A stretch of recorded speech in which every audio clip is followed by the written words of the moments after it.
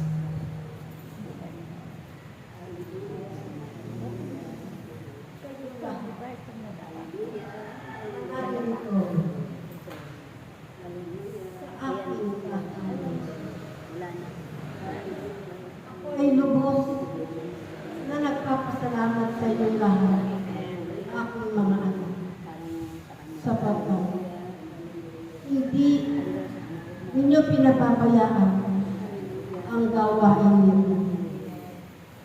Ito sa aking banal na tahanan. Kayong lahat na naririto ngayon ay labis kong iniibig at pinalulugdan. Sapagkat ang anumang pagsubok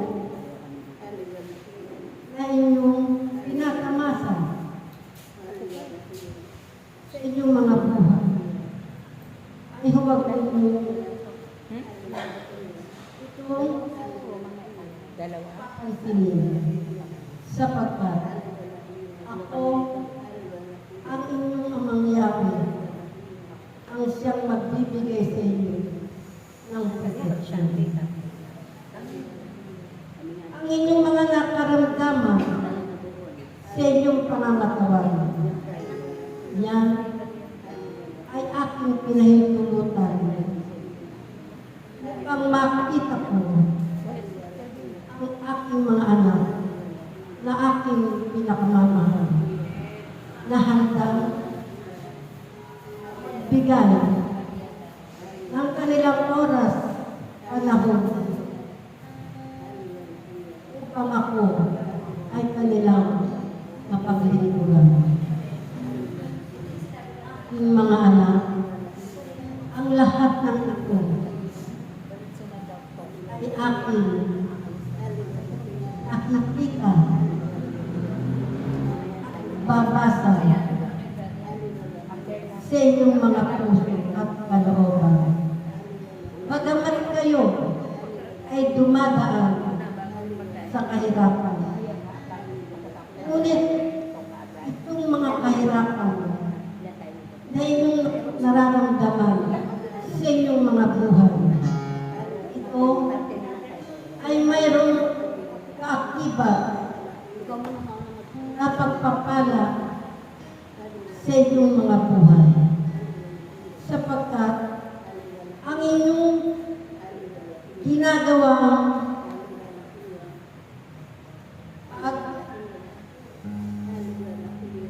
lilingkod sa akin ay ito ay mayroong katapat na kagalakan sa inyong mga puso at kalooban.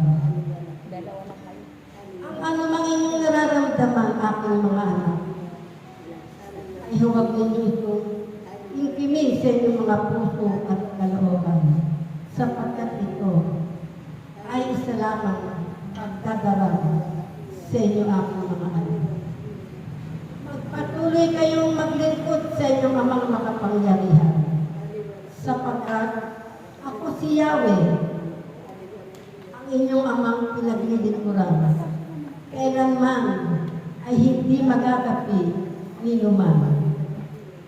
Ipinangangako ko sa inyo, aking mga anak, ito ay bibigyan ko ng katugunan ang lahat ng inyong mga pangangailangan, sapagkat ang lahat ng iyan ay aking ipagkakaloob sa inyong mga puso at kalooban. Ang lahat ng inyong pagpapagal, aking mga anak, ito ay nangangahulugan na talagang kayo ay tapat na maglingkod sa inyong mga kapangyarihan. Ang anumang mga pagsubok sa inyong mga buhay, ako si Yahweh, ang inyong tagapagligtas. Ang anumang mga karamdaman na inyong nararamdaman, ako ang magbibigay ng kaganapan at kagalingan sa inyong mga pangangatawa. Kaya huwag kayong matakot, aking mga anak, sapagkat walang makagagapi sa inyo amang makapangyarihan, sapagkat ang lahat ng mga umuusig sa akin at sa inyo, sila ay luluhod sa aking banal na paanan. Kaya kayo ay magpatuloy lamang, aking mga anak, sapagkat ang inyong mga gampanin na inyong ginagawa sa aking tahanan, ang inyong mga kahilingan ay aking tutugunan.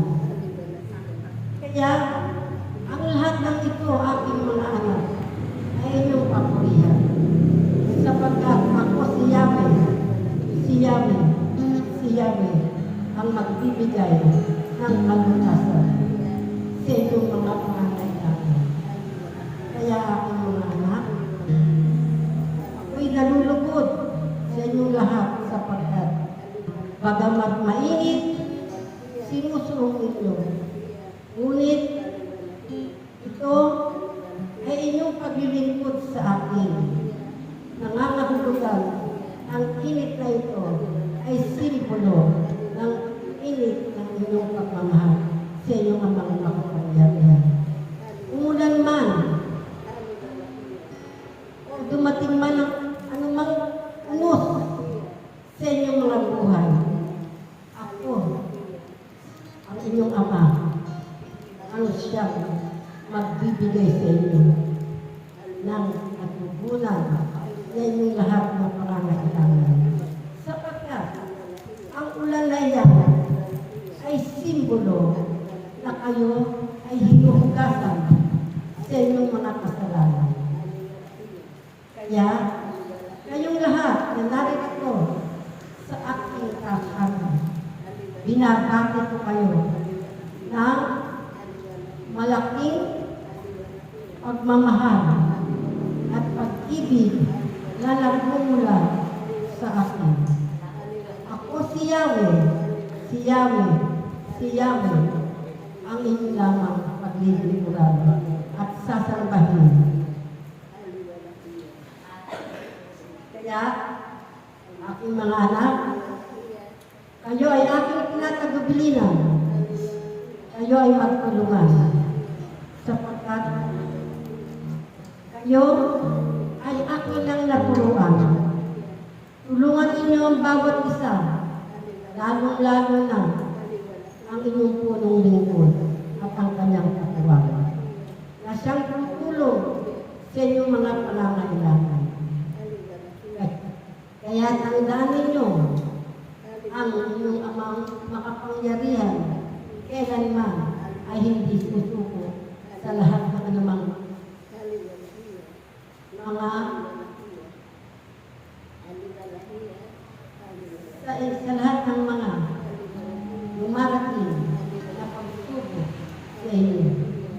Ang lahat ng mga kasamaan at kahirapan ay ipagkaloob ko sa akin at yan ay aking kapakanan upang makita ko sa inyo ang lubos na pag-asa sa inyong mga buhay. Ako si Yahweh, ang iyong pag-asa sa inyong mga buhay. Ako ang inyong kailangan sa lahat ng oras. Kaya aking mga anak, tandaan ninyo, huwag kayong hihinto kahit anuman pagsubok na darating sa inyong mga buhay, sapagkat ang iyong Ama ang siyang aalalay sa inyong lahat. Salamat sa inyong lahat, aking mga anak. Minamahal ko kayo at iniibig ko kayo ng lubusan. Kaya hanggang dito na lamang, aking mga anak. At hanggang sa muli natin pagkikita. Salamat.